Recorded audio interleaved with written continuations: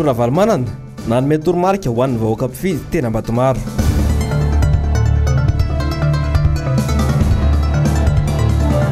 Vondron'olona avy any amin'ny faritra mipetraka eto Antananarivo mampitandrina ireo izay angala-bato.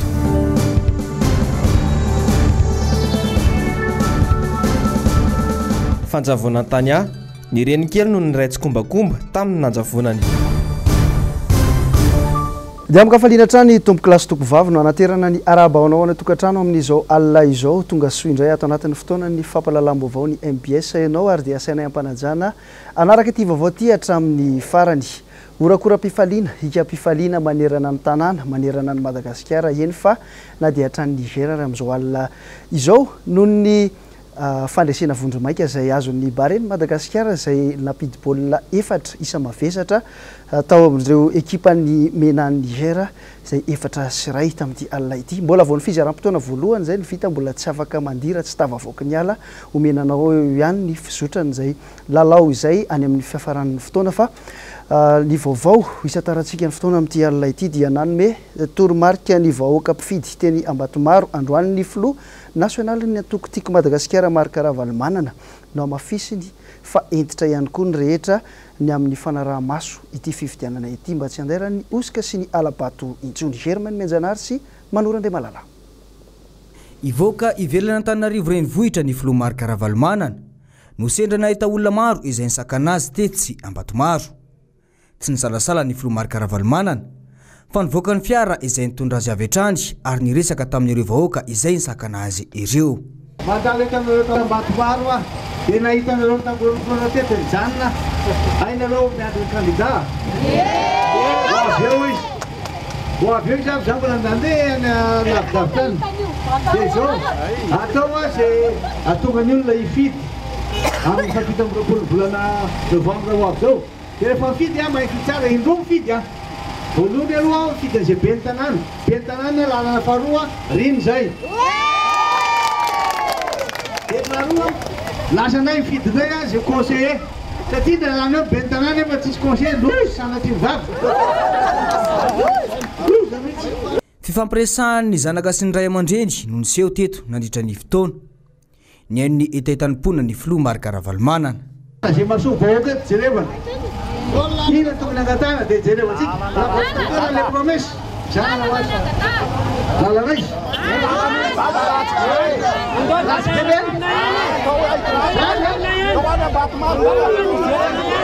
Mahalala tsara ny fahorim-bahoaka izay misy ankehitriny Andriamatoa Marc Ravalomanana izay filohany Antokotimy ka tsy nisalasala ny zaran'indrakefany tamin'ireo mponina izay liana tanteraka ny hainy ny fanazavany.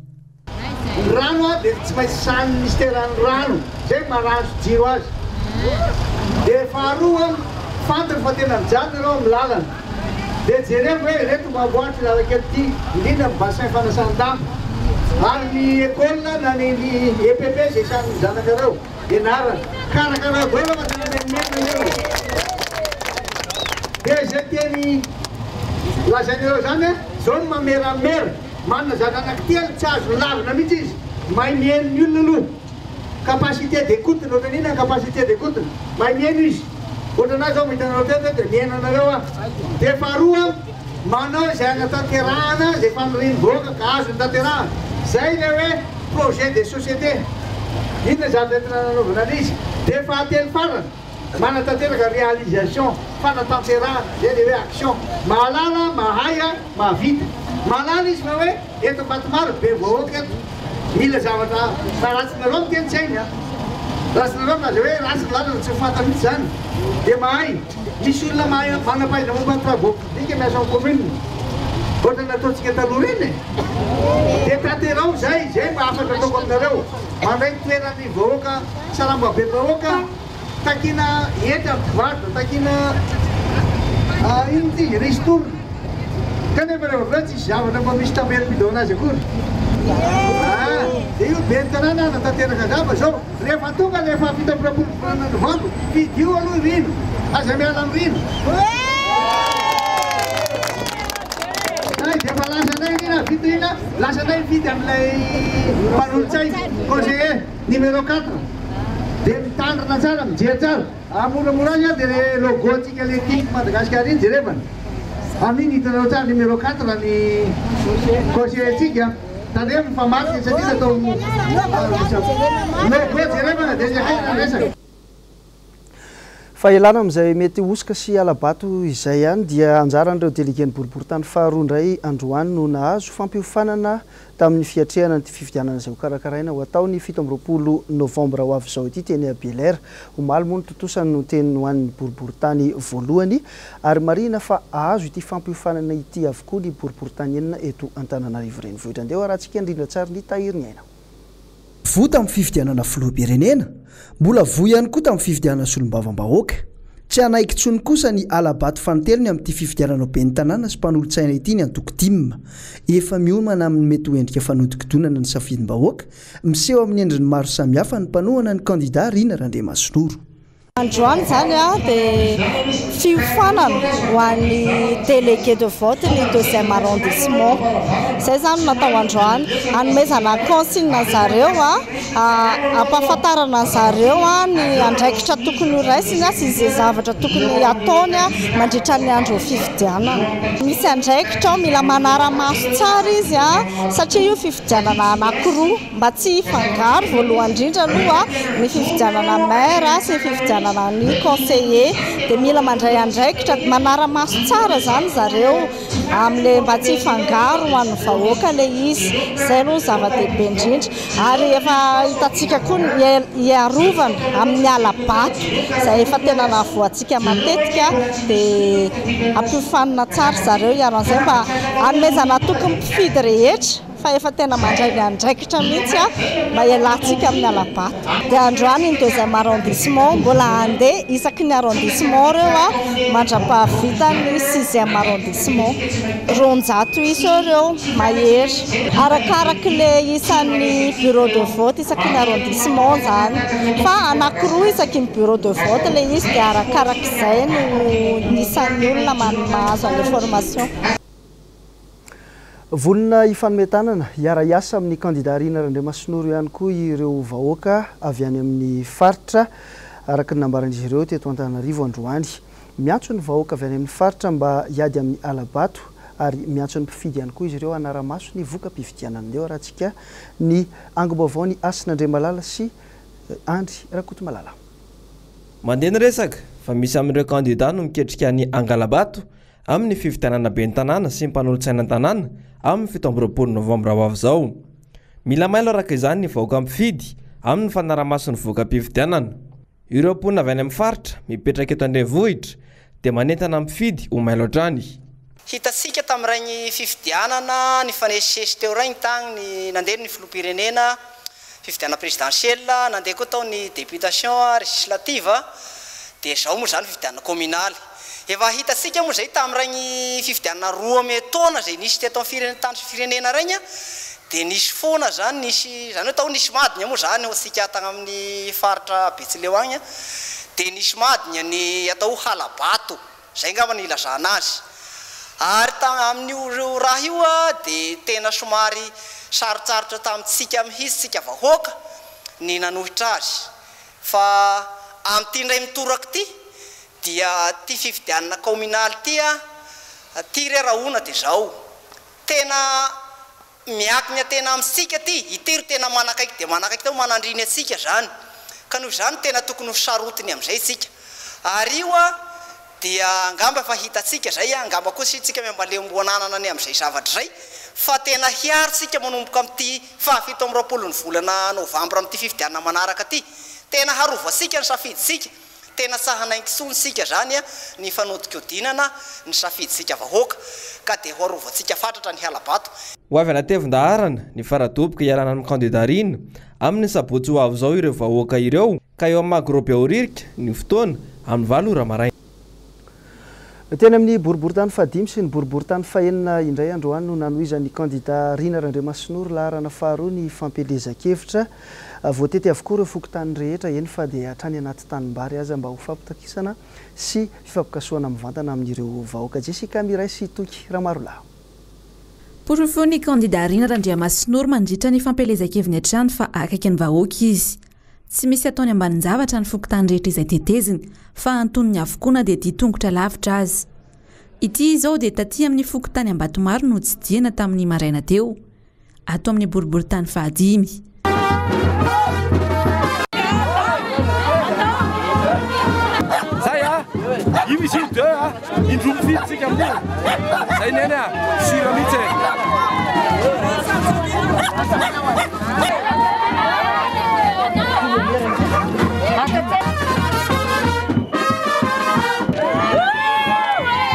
Tsy ho avelako irery ianareo hoy Irina Randriamasinoro tamin'ireo mponina teny Ambatomaro. Marina fa tsy andraikitry ny misahana ny jiro sy rano fa anampy anareo sy ady ho anareo aho ohatrany izy. Tsy nofinofy ihany koa no ampanantenaiko anareo fa vahaolana mifanaraka amin'ny olantsika. Tena kabary lava be fa zavatra tsotra fotsiny no teneniko dia izao. Amin'ny 27 novambra manana safidy ianao amin'ny 27 novambra na amin'izay fandidana izy anaty dimy izay ao. Ny zavatra teneniko fotsiny alohantsika samy tonga saina amin'ny zava-misy miseho eto Madagasikara mihitsy amin'ny ankapobeny indrindra moa ny eto Antananarivo. Za tsy sanatria andena anaratsy olona be fahatany fa kosa milaza ny zava-marina tsy maintsy olazainy. Voalohany aloha raha ny programanasa izay hoentina ho tanterahanao atsika vahoaka eto Antananarivo renivohitra dia programa tsotra.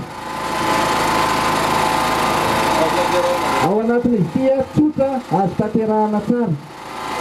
Tsy zavatra nofinofy ao na kely azy ary tsy mampanantenanao hoe afindako ary amin'ny trano be ary ianao na afindako ary amin'ny trano be ary fa kosa eto ny toerana misy atsika dia izay zavatra eo no atsaraitsika.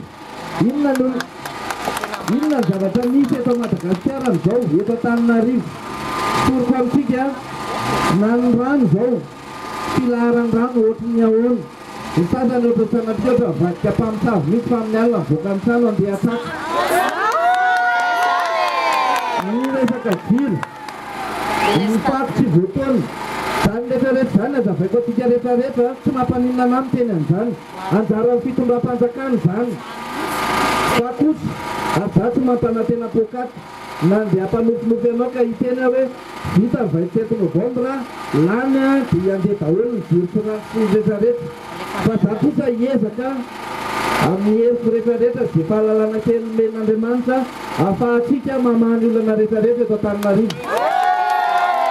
Dia tanitsika rehetra tonga saina fa tsy rehefa fotoana amin'ny propaganda dia tonga daholo dia olona rehetrarehetra izao izara zavatra isan-karazany. Tena zavatra hitako sy tsapako ary izay tena natonga nanandray andraikitra irosaka ho ben'ny tanàna tena hitako tsika hoe ampijaliana ary tena mampanaheno satria tena efa ambany dia ambany ny fari-piainatsika na zoatsika tena zoa tokony zo fototra iainatsika rehefa tsy voaza tsony ary tsika tena lasa ohatrany sanatria ampahantaona mihitsy dia zara raha mahazavatra kely dia manao an'izay tian'olona rehetrarehetra indray le olona tena tia mpananina atsika. Ka izay ny teneniko hoe sahi ianao mijoro sahi tonga saina amin'ny 27 novambra ho avy izao entany ny namana ninona atoko politika anao za natoko tsy ny atoko timiny misora bebe natoko timy ary ny atoko timy ary reto mbola manaraka reto foana fa kosa entaniko ianao na tsy timy mary satria ny fitantanana ny tanàna tsy andraikitro rery no avitsika rehetrarehetra tsy andraikitro rery tsy andraikitry ny atoko timy rehetra fa andraikitsika eto Antananarivo renivohitra. Dia raha miasa amintsika rehetrarehetra izay no ilaina dia manantena hoe tamin'ny tonga saintsika amin'ny 27 novambra tadia tsara ihany koa fa na tiatsika na tsy tiatsika ho avy mpangalatra amin'ny 27 novambra.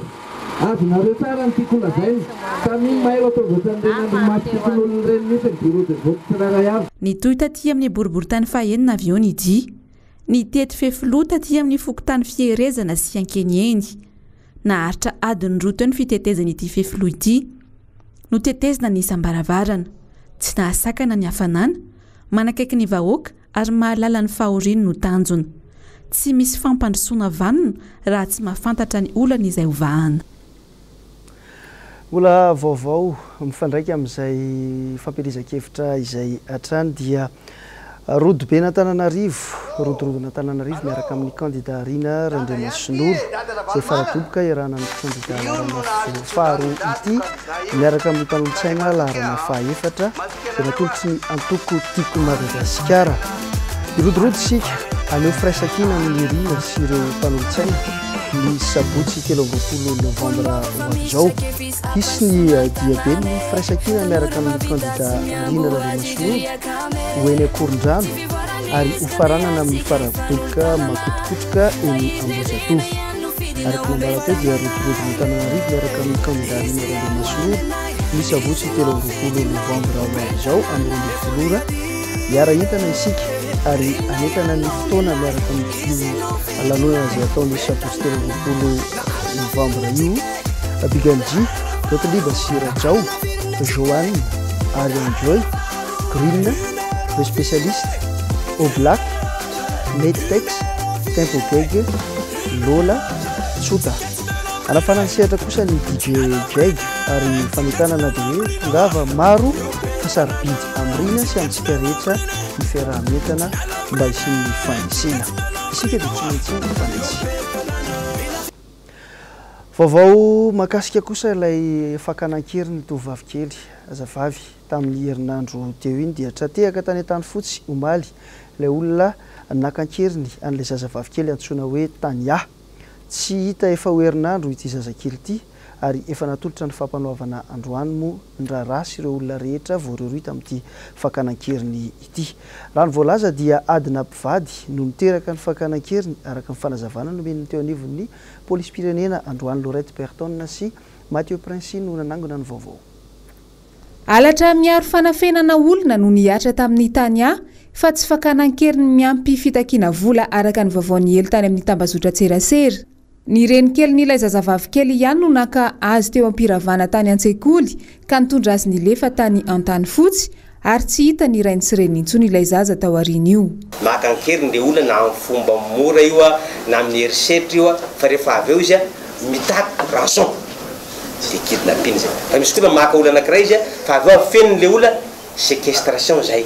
Raha mikasika ny terarahany tany aty zany dia ilay anankiray farany misy. Ity zany tsy kidnapping ity fa fakanazaza anankiray fotsiny dia nafenina zany hoe nafeniny tagny mandrapa nahitana azy dia séquestration filazana izay.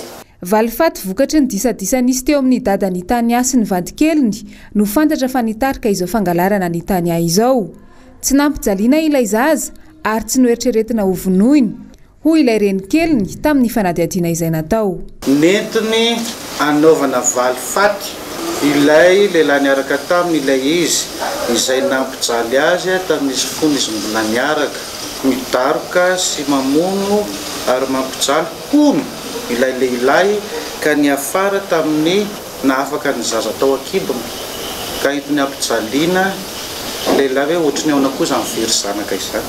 Andro vitsy tsy nahitana ny Tania ihany dia efa nahafantatra ny rainy saingy tsy nanao fitoriana izy ireo.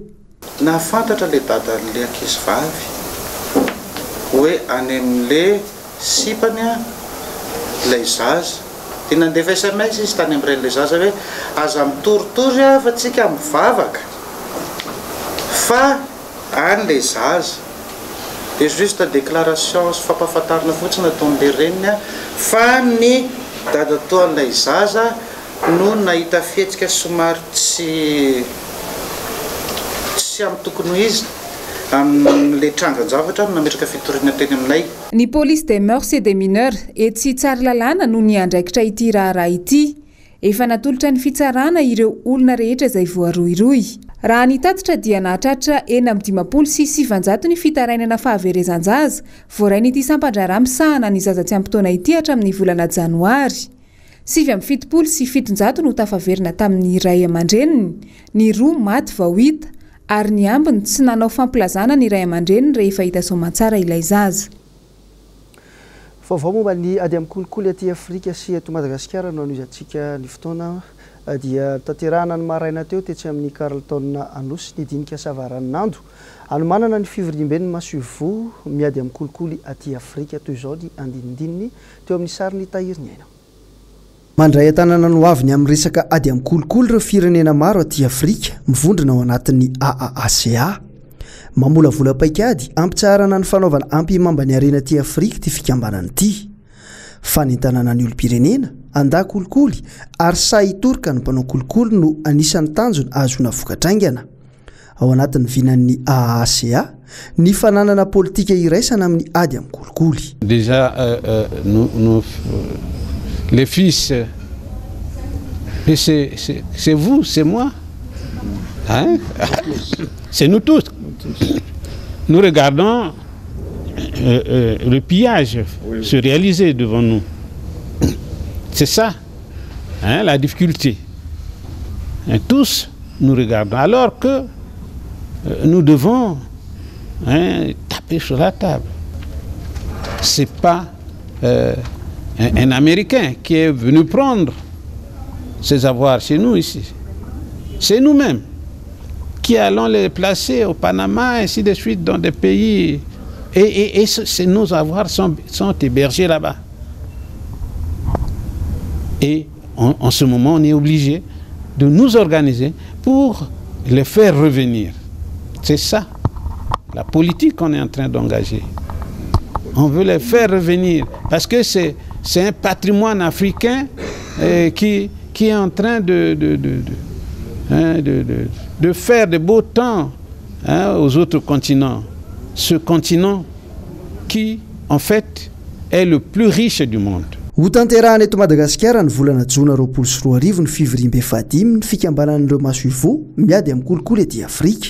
Tombony ho an'ny Madagasikara ny fandraisan'izany fivoriam-be izany amin'ny fampiarana ny paikady-pirenena idina amin'ny kolikoly. Pirofo mitoka amin'ny tenda ary tena zava-dehibe ho an'ny Madagasikara zany satria miroso ary tena miroso mihitsy sika mandeha angana any amin'izay hoe fankatoavana iraisam-pirenena izay satria araka ny fantatritsika dia mandeha ary miroso ihany koa niady amin'ny kolikoly eto amin'ny tany sy firenena tsy tsangamenatra tsika aty amin'ny sehatra afrikanina fa hijoro amin'izay maha-malagasy zay ary anatevin-daharana an'izay ataoko hoe ady amin'ny kolikoly aty Afrika mba ho tany azo antoka amin'ny famatsim-bola i Madagasikara. Fanamby hatrany moa an'i Madagasikara dia ny ampianatra amin'ny 500 ny tahan'ny kolikoly sy ireo irika rehetra mety hidiran'ny kolikoly amin'ny sehatra rehetra ihany koa hatramin'ny taona 2024.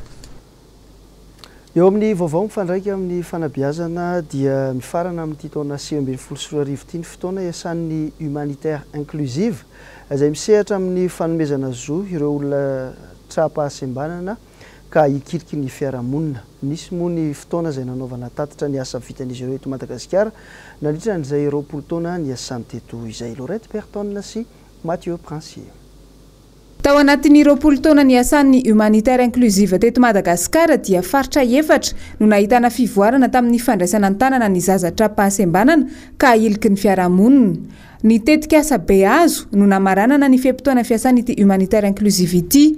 Naharitra 7 taona io tetika asa io ary zaza malagasy mahery ny 404 no tafiditra an-tsekoly ary nahazo fanampiana tamin'izany. Fataperan'ny tetika asa zao tamin'ity taona ity 2019 ity dia ny vokatra azonay raha ohatra faritra 7 no niasanay Boeny dia Diana Atsinanana Analanjirofo dia natafiditra ankizy tao amin'ny 404 mahery kely eo. Izay zany na ankizy trapahasembanana sy ankizy manana fahasahiranana zany tafiditra ny anatra avokoa. Ny fanabeazana mampiady dia fampidirana anaty sekoly ireo ankizy rehetra mbola voahilika dia ny EPP zany ny tena niasanay ary amin'ny mahavohatra ny ankamaroany. Ny faritra tsirairay dia manana fomba fijeriny sy fomba fisainana an'izay natao hoe olona trapahasembanana izay dia ny fanaovana fanentanana zany tena tokony atao zava-dehibe dia rehefa avy eo amin'izay ny fanampiana mpampianatra ahay andray an'ireo ankizy ireo zany ao anatin'ny klasy izay misy azy. Isan-taona dia misy hatrany ny ankizy tezaina amin'ireny sekoly mampiaty ireny no manala ny CEPE sy ny BEPC ary afaka soamantsara. Avy amin'ity hetsika ity ihany no nahafahana namolavola lalàna mitsinjo manokana azy ireo. Efa miarana asa tamin'ny ministera ihany koa izahay manao namolavola arrêté ahafahan'ireo ankizy ireo manasika an'le fanadinana kanefany a amena hovaliana le filany manokana zany hoe ohatra hoe ankizy tsy afaka manoratra amin'ny stylo zany a dia afaka izy atao ohatra hoe mahazo mitondra ordinateur izy raha mahay ordinateur na miteny ambava izy dia misy olona hafa manoratra amin'izay zavatra tiany soratany misy décret zany efa volavolaina mikasika an'izay zavatra izay efa betsaka ireo ankizy izay nahazo nisitraka an'izay décret izay ahafahana nalazana fanadinana misy ankizy anankiray io zao afaka naovana ho tena témoignage ankizy tsy afaka nanoratra dia nampiasaina ny ordinateur nampiasaina ho anazy afaka CEP somatsara. Natolotra ny ministera ny fampianarana tamin'ny fomba ofisialy ny talata 7 novambra 2024 ny fitaovana fanotanana ny antsoina hoe imprimante natokana ho an'ny mpianatra jamba mba ahafahany mandray anjara amin'ny fanadinam-panjakana. Tamin'io ihany koa no nanaovana ny tatitra ny zava-bitany humanitaire inclusive nandritra ny 20 taona ny asany teto amintsika. Eo amin'ny vaovao ny fahasalamana dia olona hatrany amin'ny 3,000 no ezahan'ny fikambanana Madiay sitraka ny fitsaboana maimaimpona eto andrenivohitra izay tsapa fa anisan'ny tena olana setran'ny malagasy ankehitriny. Nisy ny valandresaka ho an'ny mpanao gazety izay nataon'izy ireo tetsy Andavamamba nisy nanatrika izay teny an-toerana Manora Andriamalala sy Germaine Menjanary. Ny fitsonjovana ny reny sy ny zaza ary ny vahoaka malagasy no antom-pisian'ny hetsika fitsaboana maimaimpona izay ho ataon'ny fikambanana Amadia de Madagasikara. Fiaraha-miasa ny fikambanana ity sy ny ONG Humanity First avy aty Allemagne no ahafahana manatanteraka ny hetsika. Isan'ny olana goavana sedrain'ny malagasy ankehitriny mantsy ny sehatry ny fitsaboana toy ny saram-pitsaboana. Tena hita eto dia typhoid, STD, infection, constipation, pneumonia, ny astma, ary malaria, hepatitis. Izay dia nahita fa izany dia nohony rano maloto.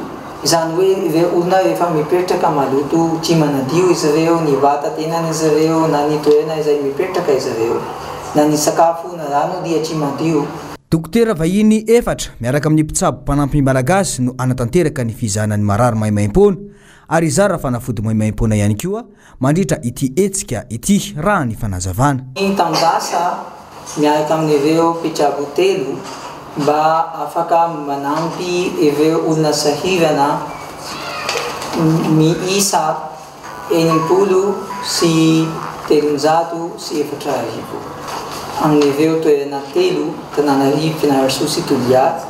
Ay amin'izao tahaka ny teny ny rahalaiko dia maniry izahay mba afaka manampy ireo olona 5,000 katramin'ny 7,000. Mbola manodidina n'izay asa soa sy asa sosialy izay ihany dia nanatanteraka ny fianiana ny teny amin'ny trano ny Masoivo Amerikanina teny Ambaranjana. Iasa irotsaka ny sitrapo eto Madagasikara mandritra ny 2 taona ireo pilatsaka an-sitrapo ao anivon'ny Peace Corps miisa 730.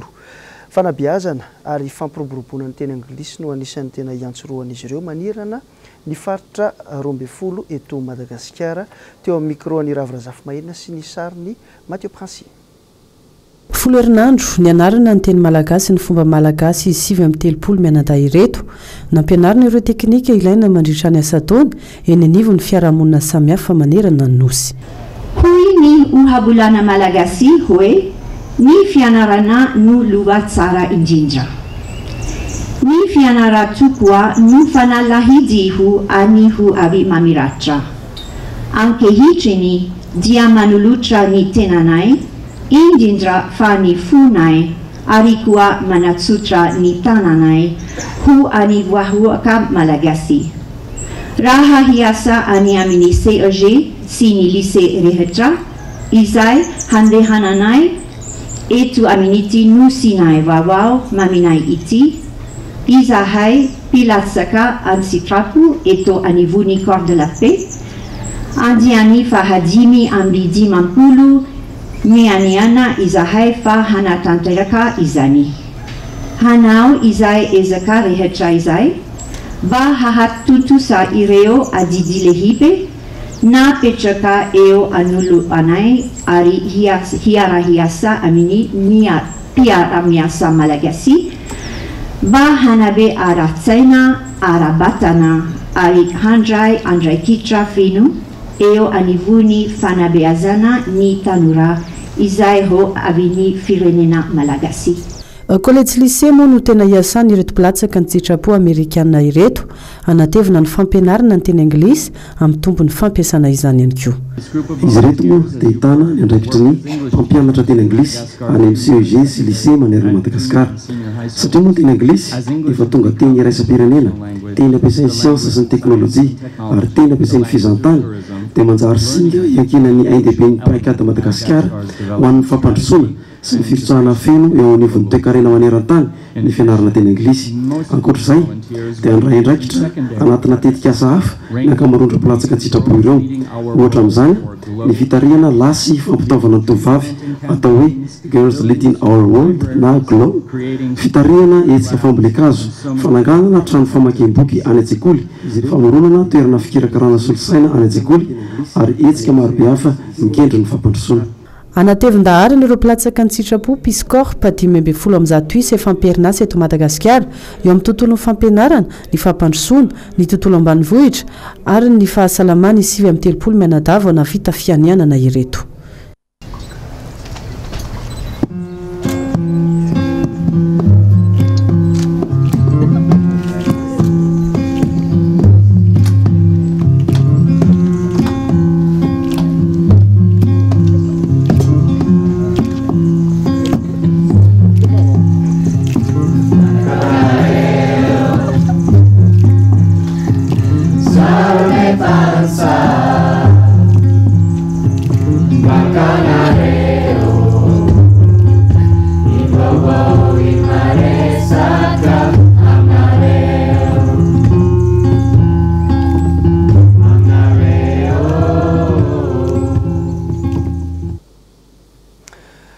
Engany mba ho betsaka ny malagasy pirotsaka an-tsitrapo hanao asa soa hampandroso an'ity firenentsika ity fa anisan'ny vaovao mafaly araka ny nambara tany am-piandohan'izao fotoana ny fampahalalam-baovao zao dia mitarika amin'ny isa mavesatra dia mavesatra itsika ny barian'ny Madagasikara rehefa mikatroka amin'ny menan'ny Niger izay 9 ny isa amin'izao fotoana izao teo amin'ny fa 7:20 minitra no nahafatesan'ny Voavy Paulin ny baolina fahadimy ary teo amin'ny fa 7:20 minitra kosa no namin'ny Morel ny baolina fahaenina dia afaka mihika ihany isika afaka mifaly.